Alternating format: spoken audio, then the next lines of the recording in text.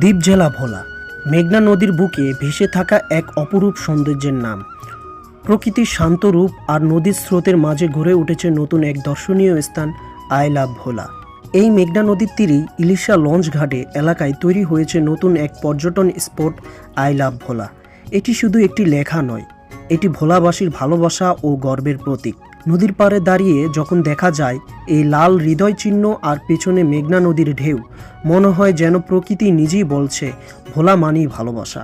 সকালবেলার সোনালি আলোয় কিংবা বিকালের গোধূলিতে জায়গাটির সৌন্দর্য প্রতিনিয়তই নতুন রূপ নেয়। পর্যটকরা আসে, ছবি তোলে, হাসে আর হারিয়ে যায় এই শান্ত পরিবেশে।